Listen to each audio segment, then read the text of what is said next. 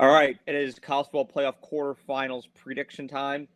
Got Luke Close on here today. I know that my banner says from Fort Worth, Texas. I forgot to adjust it. I'm in Brunswick, New York right now. It is 14 degrees. I kid you not. This shit sucks. But you know what? We're gonna push through. We got college football to get us through. And Luke, glad to have you on here today. And I'm in Birmingham, Alabama, and it's 66 degrees. So, you know, what do they say? Feast or famine? And that's what a lot of teams are going to be doing in the next week or so is feast or famine in this college football playoff. And we've already been blessed with, two good games in the playoffs, two kind of sleeper games. And I just real quickly before we get into it, a lot of people say, get rid of the G5, get rid of the auto champs or whatnot. But people forget that I think it's just a down year for the G5. We had Ashton Genty in the playoffs last year, and we had Cam Scatabo get in the playoffs because of winning the Big 12 championship.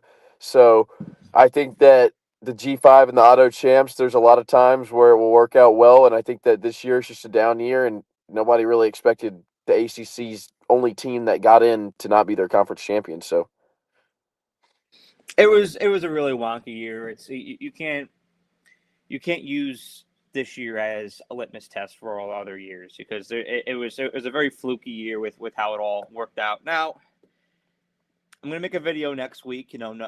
Spoiler alert here. I'm gonna make a video kind of talking about the G5 thing and about what started the whole movement. And it's Boise State and the Statue of Liberty in '07. I mean that's what started this whole movement of G5 teams having a chance to compete. And I do agree that there are some G5 teams that we have seen in the past that are absolutely equipped to compete with the best of the best. I mean, Boise State was one, UCF was another, Cincinnati was one in 2021. It feels like it happens every 5 years. You see one, but those in between years, and you're not guaranteed to get one every year. And this was one of those years where we really didn't have one. I mean, James Madison had a great offense. They destroyed the opposition this year. I give them credit for what they did, but they weren't built like Boise State or built like UCF in those years where they were really Power Five teams in yeah, the G5 from a talent standpoint, from a coaching standpoint. They were just different, and it's also important to keep in mind too. I think we like to jump to conclusion a lot. It's also important to keep in mind that both Tulane and James Madison were transitioning off of head coaches. I Of agree. course, Bob Chen going out to UCLA, and John Summerall is going to Florida. So there's a lot of adjusting that those two teams are dealing with. I don't think this year is fair to judge the G5 with because it was just a really freaky example, Luke. I mean, there's no other way to put it. Yeah, and those teams also. I mean, I think you might have thought Tulane would be the Group of Five team at the start of the year, but and so I'm sure some people out there had James Madison, but there were a few other candidates that we thought that probably have a little bit more talent, especially I think coming out of the Mountain West. You had UNLV who had a ton of talent, and you saw how they looked a few days ago. Looked terrible. Um, you have Boise State. Obviously, a lot of people thought that they were going to play well, and then I mean, I'm not hating on the American at all, the American Athletic Conference, but I think that in the future, the Mountain West / the Pac-12 will be the new Pac-12 will be better competition because I think that they have better athletes overall than the American does, and maybe I'm just hating on the American because of what we've seen, but I don't think many Sun Belt teams will compete in the future. I think James Madison's a pretty rare example of that. So congratulations to James Madison. You might be the only Sun Belt team to make the playoffs for a long time. Well, it almost comes down to the one thing I say all the time too. Flick the game on and turn on mute. Go watch a Mountain Yeah, West team, watch a MAC team, watch a Sun Belt team, watch an American team, and you will see that the Mountain West stands out. They recruit yeah, better, they develop better, they coach better. It's just a fact. And now you're sitting in a spot where you have both Spencer Danielson and Dan Mullen coaching in the Mountain West. And college football always comes down to coaching. That's why the Big Ten has gotten better these past couple of years. Is people like to say NIL and NIL. they have Kurt Signetti, they have Dan Yeah. Lanning, they have Ryan Day, they have Lincoln Riley. I mean, people can say what they want about Ryan Day and Lincoln Riley. They're two good head coaches, but especially when you have Signetti and Dan Lanning in the same conference, that's gonna do something. You Yeah. may have Kyle Whittingham joining it. I mean, that is elite coaching. That's what made the SEC for years. Nick Saban and Kirby Smart going back and forth. It's elite coaching breeds incredible results in college football. You can have a great roster, but it comes down to how you develop it and what you make of it. And that Boise State UNLV is going to be a lot of fun in these years to come. And I hope that both Danielson and Mullen stick around for a couple of years, because I'm a big Boise State guy, and I've always viewed UNLV as kind of a rival. And now that you got Danielson and Mullen going back and forth, it's gonna be fun. I think we're in for some fun stuff. Yeah. Hey, I love the Mountain West in basketball, so I can't hate on it in football too. So Don't even get me started on Mountain West basketball. yeah, I That fall in stuff love with the Mountain West team every single year, and I pick them to the Elite Eight. So I was a big Colorado State guy last year. Off topic, oh I was a man, big me Colorado too. State But guy. I love some Neat Clifford. Neat Clifford was an absolute dog, and I can't wait to see what they bring out this year. But Yep. we've got a loaded slate today. So Yeah. we talk about the G5 a little bit, but we are getting into quarterfinals predictions today. And the Cotton Bowl, Ohio State is back in the Cotton Bowl again. We have, oh, I got to load that graphic. We have an incredible matchup here in the Cotton Bowl, Arlington, Texas, AT&T Stadium. The Yeah. Ohio State Buckeyes and the Miami Hurricanes. I've been hearing this sentiment over the past couple of days that this game is going to be a blowout. You know, Ohio State's just going to take it to a lowly ACC team in Miami. And, a lot of people like to use the conference thing now. It's Big Ten against ACC, SEC against the Big 12. Let's just remove all of that. Let's pretend it's 2009 and remove all of that. This is Ohio State against Miami. And whether people want to admit it or not, Miami has been ascending as a program with Mario Cristobal. And they're playing more physical than we've seen them play these past couple of years. To go into Kyle Field, to go into College Station and pull off a win the way that they did, I get it. It wasn't sexy. I mean, for some people out there, I think for the casual fan out there, A&M Miami wasn't the funnest game to watch. But I got to keep in mind there were swirling winds there, and that neutralizes your offensive attack. So at that point, it's who's going to be more physical, who has the better run game, who's going to punch you square in the mouth and take this game over, who's going to have that star, that cream that's going to rise to the top and take this thing over. Miami did that with Mark Fletcher, and it's important to note that Mark Fletcher is healthier than he's been all year long. All right, he's getting into rhythm right now, and Miami's offensive line ran some incredible schemes against A&M to create some gaps for him, and he was getting yards in chunks. So this is an impressive Miami team, and I also want to say this too. I think that people out there like to judge Miami off of the SMU loss, off of the Louisville loss. Those losses didn't happen very Yeah. far apart from each other. I think Miami had a little midseason slump, which you're going to see. I mean, this is more and more like an NFL season every year. It's a longer season. These teams are going to have slumps. It just is what it is.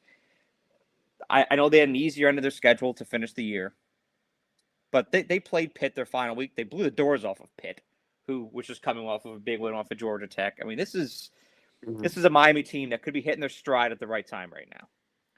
But I also have to say that I don't think they've seen anything like Ohio State this year. And I think that Ohio State has a defensive line that can challenge Miami's O-line and slow Mark Fletcher down.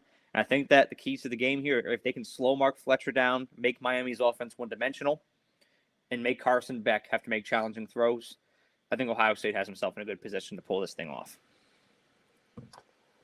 Yeah, for me, this game's going to come down to a similar aspect that the A&M game came down to, and that's turnovers.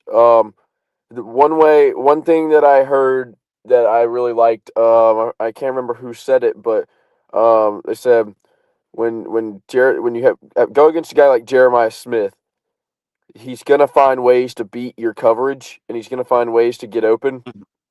The one way that you disrupt that is by getting to the quarterback, and nobody gets to the quarterback. And I just want to say this: I don't think anybody in the nation has a defensive line like Miami. But I think what we saw against Texas A&M was, I mean, just borderline dominance because Marcel Reed was extremely uncomfortable in that game, and we saw it from the get go. He settled in kind of in the fourth quarter. Texas A&M started moving the ball more, getting down the field. Obviously, the field goal to tie it, and then a red zone trip where it looked you. If you're an A&M fan, you're like, where was this the whole game? Um, I could be a prisoner of recency with this because it's been a while since we saw Ohio State play, and the last time we saw the product they put on the field, um, it didn't look good against Indiana. With that being said, um, Miami has a better defensive line than Indiana, in my opinion. I think Indiana has maybe a more complete total defense because Miami secondary can be beat. It can be Marcel Reed, as well as Miami's defense played, Marcel Reed also just missed a ton of just kind of throws that you would expect him to make. Um, and so I think that when you're looking at Ohio State, when you're looking at Julian Sayin, um, I think I'm a prisoner of the recency bias because I saw what they and I'm not going to do anything crazy here, but I think that Ohio State is human. I think for a lot of the year we thought they might not be human and they might just be just unbeatable and maybe not even unbeatable, but it's going to take a perfect game to beat them. But Indiana didn't play a perfect game against Ohio State, and Indiana beat them in the Big Ten championship. And Indiana made that offense that the offense that seemed outside of week one to be Heisman quarterback, and he's going to go in there and win his Heisman moment or whatnot as soon as he felt some pressure, all of a sudden he was human again. And Miami's going to send the house. We know how Cristobal likes to dial up the blitzes on his defense. Miami's play calling worries me because I think that um, at times they get conservative and they kind of play the situation poorly. Whether or not that's having the ball at the end of the half and managing time and clock, or just managing situations. And so I think Ohio State's defense will do enough to ultimately get this job done. But like you said, I don't think it's going to be the blowout that everybody's expecting. Ohio State's defensive line, Ohio State's front seven, and then in the back you have Caleb Downs captaining the secondary. They're just more complete and they're more of a total defense. And Malachi Tony's only a freshman, so he can only do so much. Um, I like I like Ohio State to win this game in the Cotton Bowl, and I like them to win it 20-10. And I think that the big thing is turnovers. I think Carson Beck turns the ball over twice. Now, I too have Ohio State winning this game, and I also do foresee some Carson Beck turnovers happening at some point in this game. I mean, it's just going to happen. Um, Ohio State's favored to win by 9.5 points according to Vegas right now. So I'm saying give me the Buckeyes 31-21. I've a bit of a higher scoring game because it's in a dome, so you don't have the elements of Kyle Field that you had last week. I think Miami will Yeah, move the ball a little bit better.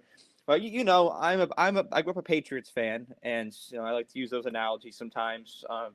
The 2007 playoffs when we were undefeated. Um, had the bye week, of course. First game we hosted Jacksonville at Gillette Stadium, and a lot of people viewed us to be way better than Jacksonville. Like we'd take care of them by the time we got to the first half. I don't know if you remember, Luke. I know you're younger than me. That game was a lot closer than a lot of people expected it to be, and New England's offense never really got into a rhythm, and so it kind of walked away from that game feeling like, all right, good, we got to win, but I don't feel great. I think Buckeye fans are going to walk away from this game feeling like good, we got to win, but looking at Georgia or Ole Miss down the pipe, I don't think it's going to feel fantastic because in this spot why it reminds me of that Patriots game is I think that Ohio State just has enough to pull this off. And you're looking at Julian Sayin, Bo Jackson, Jeremiah Smith, Carnell Tate, Caleb Downs. They're gonna have enough to pull this thing off, kind of like we did against Jacksonville. I mean, at the end of the day, we had Brady, we had Randy Moss, we had Rodney Harrison, Asante Samuel, and they didn't. And that was what was the difference maker. I think it's the same case here. They're gonna get through this with talent, but Buckeye fans are gonna feel a little bit more pressure going into the semifinal rounds, and may not feel as confident as they have in the past walking out of this. Yeah, and I don't foresee the defending champs getting knocked out without winning a game in the playoffs. So that's maybe I'm just a prisoner of the recency, but we'll see. It's going to be a struggle, in my opinion. But it's also hard, when you are defending national champion to protect that crown. And in a 12-team playoff, it's challenging to protect that crown. So give me Ohio State, but I think they pull away in the fourth quarter. You'll see them have a 10-point win here, I think, but if you watch the game fully, you'll see that Miami was with them every step of the way. Yeah. All right. So there is our Cotton Bowl prediction. It is time to talk Orange Bowl. It's time to go into the 305 down to Miami. We're going to talk about Texas Tech and Oregon. Now, I've been waiting for this game for weeks because we've both had a little feel when it comes to this game of what's going to happen. You've seen it a lot in the past, college and NFL. Teams have their moment where they arrive and they announce themselves on a national stage. For whatever reason, maybe it's media coverage, maybe it's exposure, maybe it's regionality, to where people don't know what's cooking with their program, with their team. Several years ago, we saw Lamar Jackson and the Ravens arrive on a national stage against my Patriots on Sunday Night Football. We walked away from that game and we were like, wow, the Ravens may have your next star. I think we're going to have that moment with Texas Tech in that game here because, not a lot of people watch the Big 12 as much as they do the Big 10 and the SEC. And that's unfortunate because the crazy stuff happens in the Big 12, just saying. But I think this is Texas Tech's arrival to the national stage for people that don't know about them, people that refuse to embrace them, or people that think that, they're just a joke because they're the Big 12. This is the arrival game for the Red Raiders. And also, make another comparison, this game also reminds me of the Lions-Commanders playoff game from a few months ago, because you have a team in Oregon who played well all season long, right? But they're not healthy at the right time, right? I mean, the Corian Moore, Evan Stewart, that's still something that's very much up in the air. The offensive line, health concerns. And even if Moore and Evan Stewart play, they're going to be 50%. All right, so you're not getting the full, complete version of those guys. They're also losing both coordinators at the end of the season when all is said and done to other jobs, kind of like Detroit last year. That they lost Ben Johnson to the Chicago job, and they lost for their defensive coordinator as well. And you could tell that just kind of hung over them, whereas the Redskins, the Commanders last year, were locked in. This was their time to make a statement because, like Texas Tech, they're not a huge brand. They're not covered the same way the other teams are. So it was their arrival moment. And I think that Texas Tech feels like the Commanders in this spot. Oregon feels like Detroit here. I love Texas Tech. We'll go into the nuts and bolts as to why, but I want to hear your thoughts on this. Yeah, I really like that analysis and that comparison. Obviously, both coordinators moving on is a lot bigger than I think people realize. That's just something that, it kind of affects your preparation and throws the rhythm off of your whole operation. And so I think that Oregon, and like you said, with Stewart and Moore, not only if they play are they 50%, but you've been in a rhythm playing with these other guys for a few weeks, and then all of a sudden you throw these two guys that, may not be up to 100% and may not be up to game speed back in the game, and it kind of switches everything up. Now, as talented as they are and as much as, everybody would like to have a Decorium Moore, just one Evan Stewart, they're game breakers, but how healthy are they? Like, are they going to be decoys? You know, Oregon has enough talent to get it done without them. We saw their offense against James Madison, although their defense looked a lot shakier than I would expect this Oregon defense to look all year Yeah. compared to how they looked all year. James Madison was able to get those big plays on Oregon, and I think Texas Tech. When you look at Texas Tech, uh, this team is just the most well-rounded. Obviously, I have them winning the national championship. We'll see if they get through this game. I think both of us view this game as the real, the real challenge for Texas Tech, because if they get one, I feel like they're a team that kind of just can get rolling. Um, Obviously, Morton at quarterback.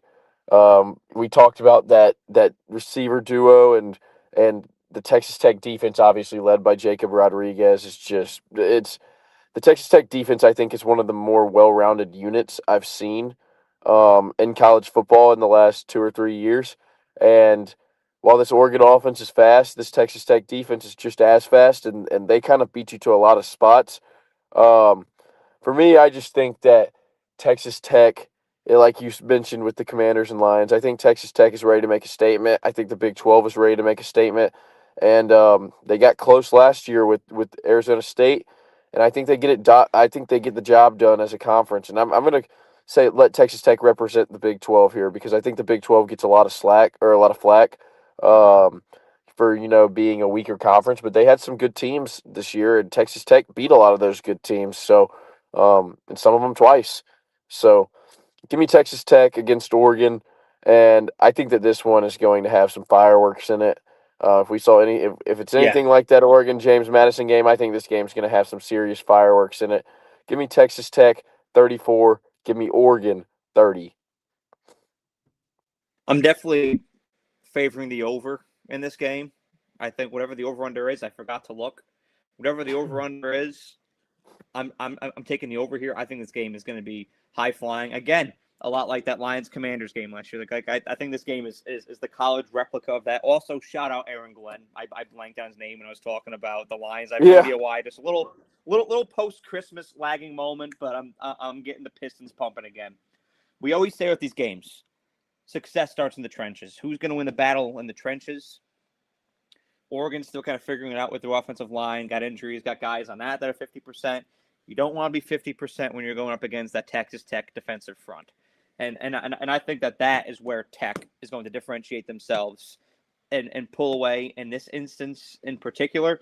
I've also been a big proponent of Texas Tech's wide receiving core this year. Love my boy Koyikin, love Reggie Virgil as well.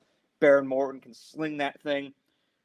Oregon is favored by 2.5 here, but I too am riding with the Red Raiders. I think Tech is just locked in. I think they're ready to put people on notice right now.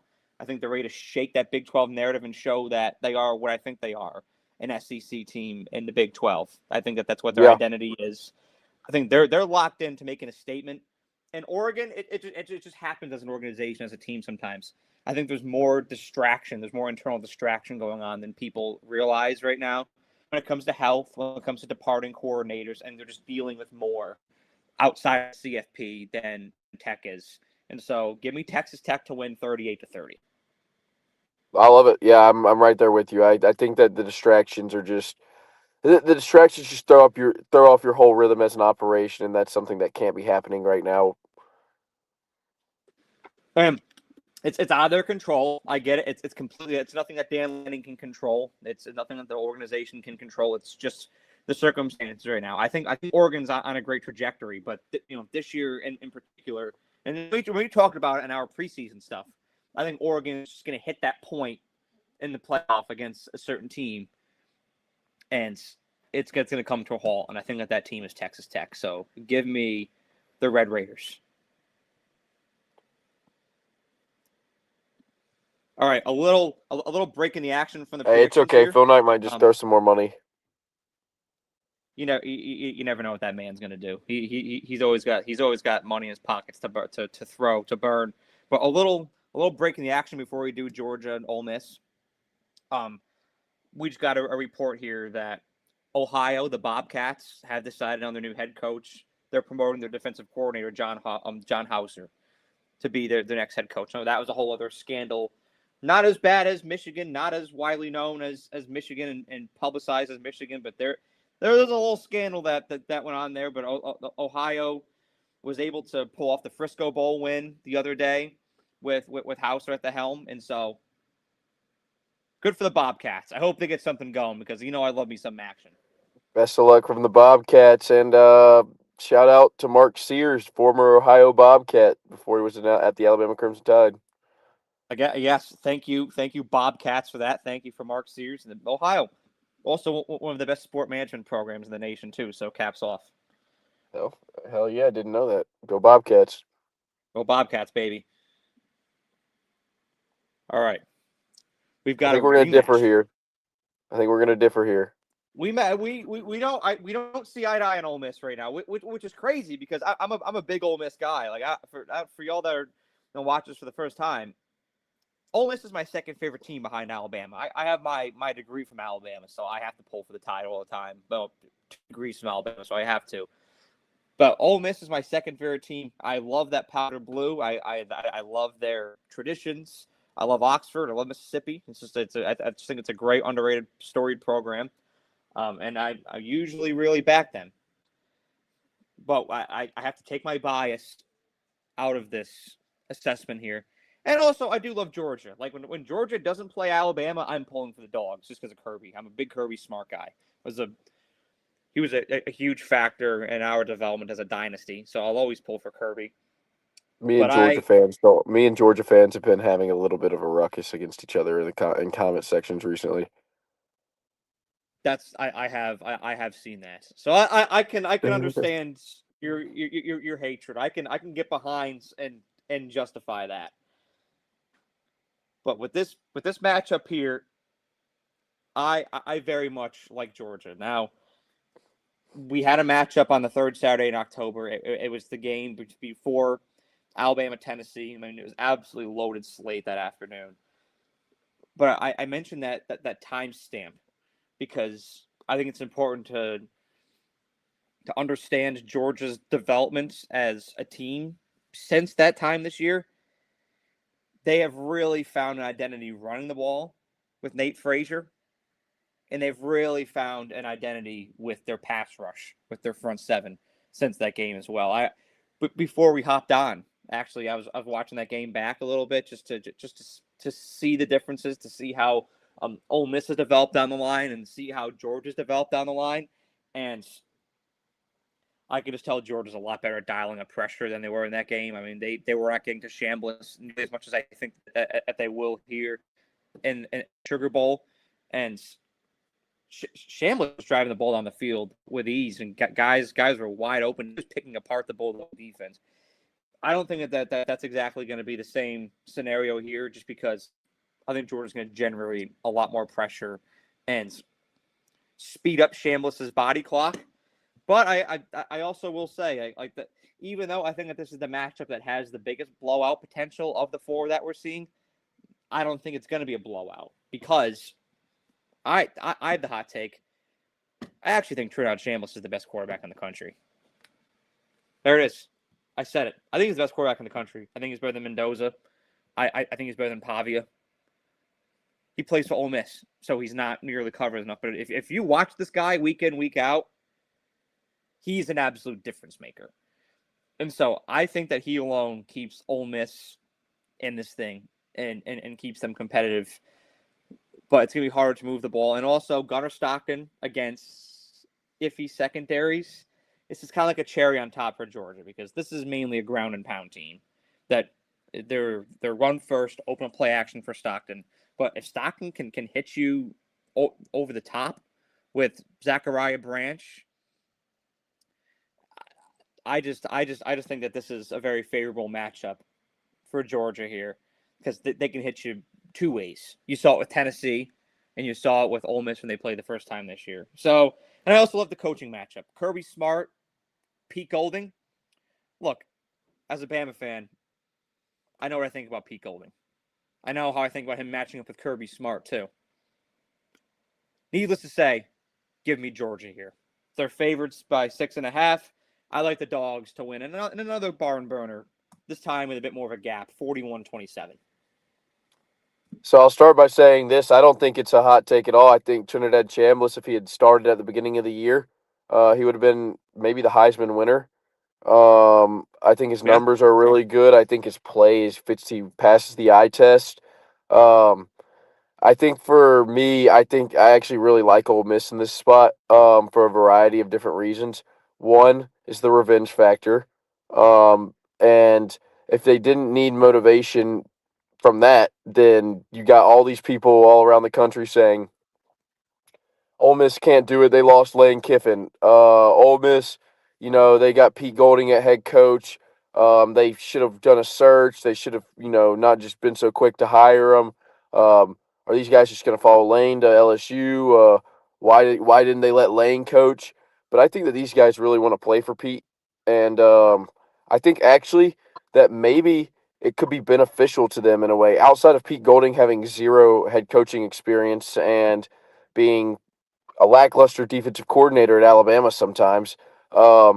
He is a defensive-minded head coach, which I think serves Ole Miss well, and I really think that how Lane they first of all they have the talent all across the field. They have the players on offense that can go score 40 or 50 a game, but they've struggled on defense at times throughout Lane's tenure, and they've kind of come out flat in some spots during Lane's tenure. I don't think they come out flat, and I think Georgia is very vulnerable. I know that I'm probably gonna eat my words again because I said this going into the SEC championship game, and then I watched live in person as they just demolished everything that Alabama tried to do against them, and were just a machine.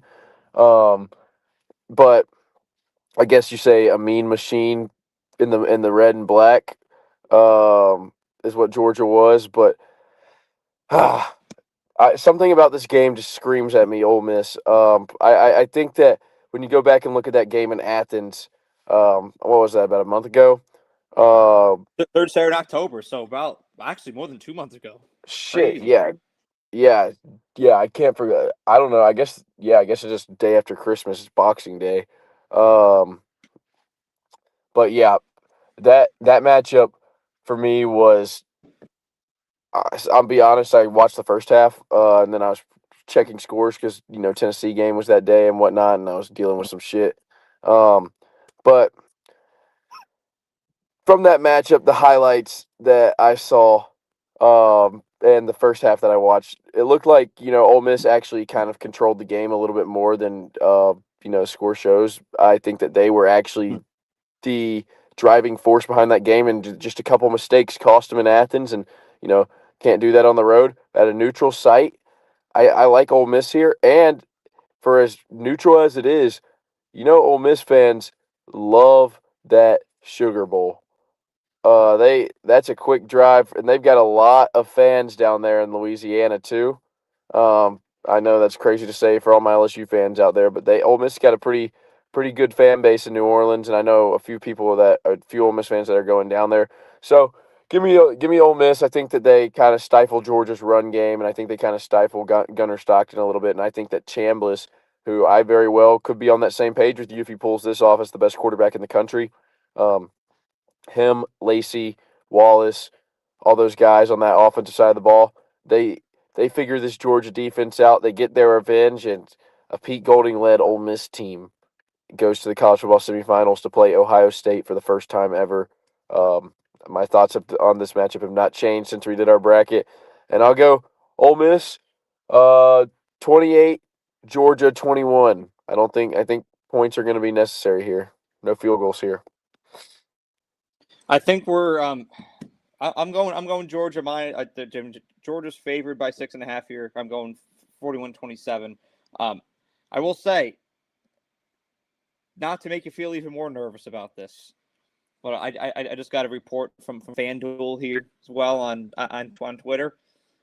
Georgia minus 6.5 is of all the matchups that is the most popular bet in the sportsbook for FanDuel right now is Georgia minus 6.5. That makes me feel better.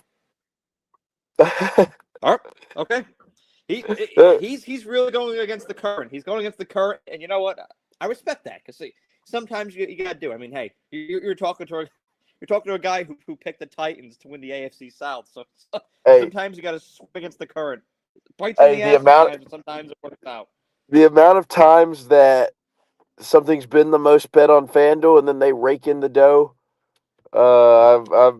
I'm tired of FanDuel. I hate you, FanDuel. You ruined my Christmas. Oh, they on your You shit list? you stole my presents yesterday. Between Dallas and the Commanders kicking that dumbass field goal, and the Knicks just not covering but somehow winning the game. Yeah, you're on my shit list, Vegas. That was That's brutal way to start your that's morning. fair. They But gave you they gave you a lump of coal in your stocking. yeah, yeah. I said Merry Christmas from Vegas. Fuck you. Assholes. All right. Bunch of Yeah. assholes, I tell you. But this is I love this. New Orleans, two Southern teams, Georgia, Ole Miss. I think this is a great matchup. I would love nothing more than to see Ole Miss win this, but my gut tells me Georgia, and they haven't let me down a lot this year. So I'm gonna roll with the dogs. Yeah. I'm with it. I look. I don't mind. I don't mind Georgia, Ohio State. I don't mind Ole Miss, Ohio State. I think both would be good matchups, and maybe Miami. That would be. I would love to see Miami pull that off too. I would love to see I thought Miami about pull that doing. off. Like every day that goes by and that game gets closer, it makes me want to pick Miami more. So No, I get I get the itch sometimes. I mean, I'm going to stay conservative and stick with Ohio State probably, but I've had switch ups in the past. I've had switch ups, and so this may be a BG switch up. yeah, and I've picked against Ohio State too many times this year. All So right, we've got one more on the docket here. going to Pasadena. It is the granddaddy of them all. You're going to Pasadena, Luke? I am flying out next Monday. It's going to be a beautiful time. That's Rose Bowl is an absolute bucket list occasion, and this is a bucket list game for both these teams. I mean, Indiana in the Rose Bowl. It is truly incredible. I've got an object that is truly incredible. Alabama has had their highs and their lows. Beat Texas to win the Natty here, 2010, but then also had that heartbreaking loss to Michigan a few years ago. So I was at both those we'll games too. I've seen the highs that's and the lows in the Rose Bowl, brother. I don't one know why. is My dad just loves the Rose Bowl, so he loves to go out there. Oh, I mean Pasadena, the Rose Bowl. It's iconic. One of the best, most iconic structures in all of college football, and it's an honor for both these teams to play in them. Now, for whatever reason, I'm in my 2007 nostalgia bag today. I don't know why. I've referenced 2007 multiple times, and well, I'm shamelessly going to again right now. Um, this game here reminds me of a matchup in the NFC divisional round in 2007 between the Giants and the Cowboys. Why? I'll get into it right here. Everybody was telling the Giants how much they suck, how they don't belong in that game. They don't belong in the same field with Dallas. Dallas swept them in the regular season. The Giants got into playoffs as the last wild card spot. They were a 6 seed. You had 6 teams in each conference, not 7 back then. And everybody thought the Giants shouldn't have been in the first place. God has destined that Packers Cowboys NFC Championship to happen, and so subsequently that's what was going to happen. Well, everybody told the Cowboys how great they are. They've got Tony Romo, they've got DeMarcus Ware, they're absolute ballers, and they were dominant in 2007. But everybody was telling the Giants how much they suck going into that game, and they don't belong. And it was a hell of a motivator. I'm seeing the same thing happen here. I'd hate to be an Indiana fan right now because everybody's telling you how great you are. You're the number one team in the nation. You beat Ohio State. You won the Big Ten. Kurt Signetti is one of the best stories to happen in college football history.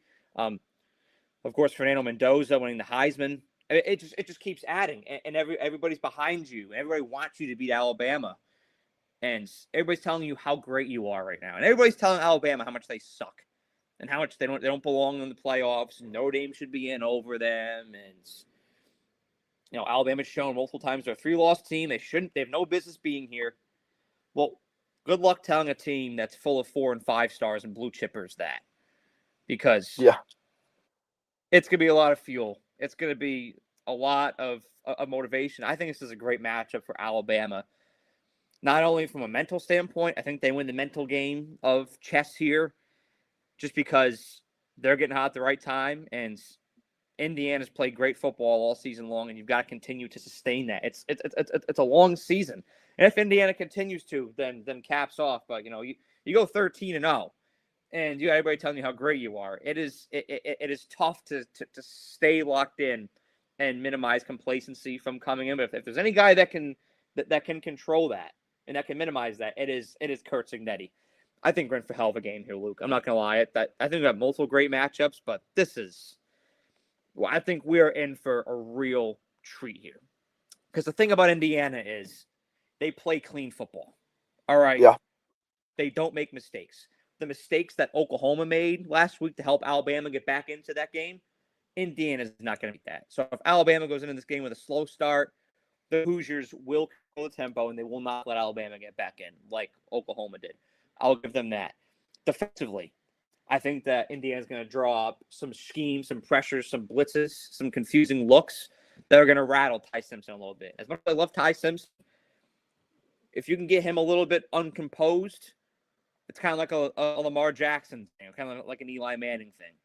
You get in his head a little bit, you can start to control this Alabama offense more and more and let them play into you. And that's when you overtake them. That's when you start to dominate them. I think Indiana has the capability to do that. But I also think Alabama had a little spark in the Oklahoma game as well. I think Alabama came into that thing lagging a little bit from the SEC championship. When you have a loss that embarrassing, that's going to stick with you for a quarter. And it hung with them. Alabama needed a spark. They got that spark in the second quarter with that 75-yard drive. And then, of course, the muffed block punt as well gave them great field position. And Alabama I saw a different level of intensity come out in the second half out of the Tide. And I think that it can very well translate into this game. And that's why it's just like the NFL. The bye week can be a blessing and a curse. It can allow you to get right. It can allow you to get healthy. But it's also an extra week of football that you're not playing. And Alabama's coming into this thing hot. And Indiana's coming into this game not having played in almost a month. So I think that is also another huge factor. LT Overton coming back for the Tide. The pressure is going to be different. Alabama struggled with their pressure the past couple games, but having him and TK, Tim Keenan, next to each other for this whole game next week, I think that's going to be a huge factor as well. Mendoza was one of the best quarterbacks in college football. I like him in Chambliss, like I said. Him and Surratt, Omar Cooper Jr., they're going to get cooking. They always do. They're going to get theirs. But I think this is going to be an instant classic of a game. Indiana's favored by 6.5. I think that Alabama plus 6.5 is a no-brainer. Give me the Tide to win an absolute classic, 34-28. Yeah. I like everything you said. I think that sometimes when you're down and you've been beat to hell like Alabama had for the last three halves of football, and then really three halves and a quarter of the Oklahoma game, sometimes all you need is that belief that you can do Yeah. it, because when you've been shut down for so long, you start to lose hope. You start to kind of lose that energy and that feeling of like, okay, we belong on this field. We can do this. Like and that's what that 75-yard drive did. And I all credit to Kalen DeBoer for not kicking a field goal when it was fourth down in the red zone, because a lot of coaches would have been like, you know what, let's get out of here. Let's take our points. For one example, I guarantee you that Cristobal would take his points there. Oh, totally. No The hate on conservative play Cristobal, calling, absolutely. but it would have been the wrong move. Yeah, I and totally he agree.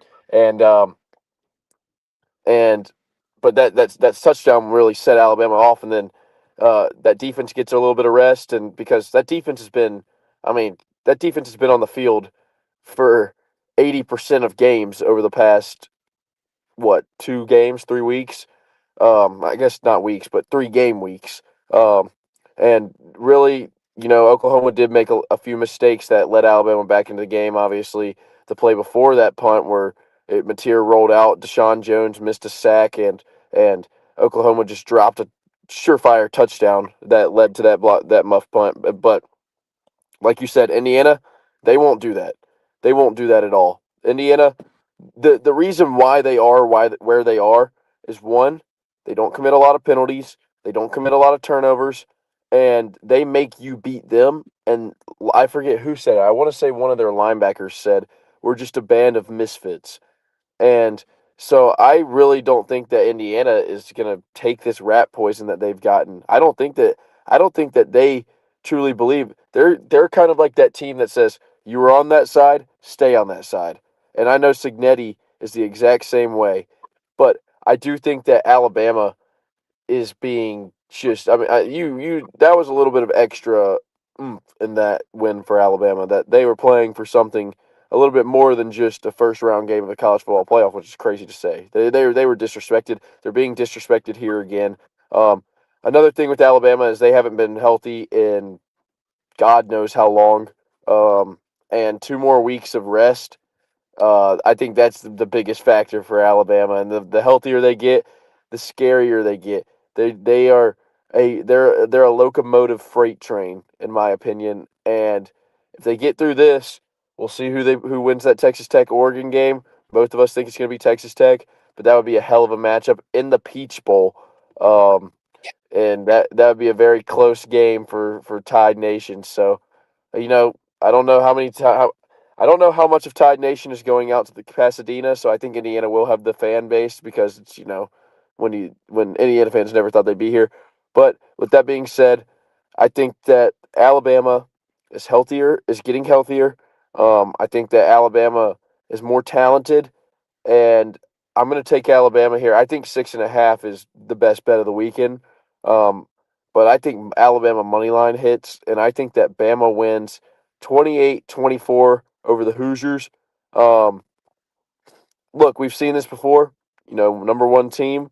There's some similarities in this game to the game last year. I had a full list of them on my phone. They started getting really niche where I was kind of reaching to just give myself more confident. It was like QB in first year with team making start in Rose Bowl, and that's what Ohio State. It was like born within the year of 2001 and 2002 quarterback. It was like, oh well, so that's like every player that's still playing college football from that's a senior.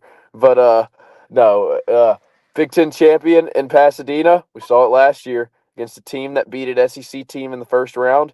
We saw it last year. That team went on to win the national championship out of that 8-9 game. So there's some moxie with those 8-9 teams. So I'm taking the Tide here, 28-24.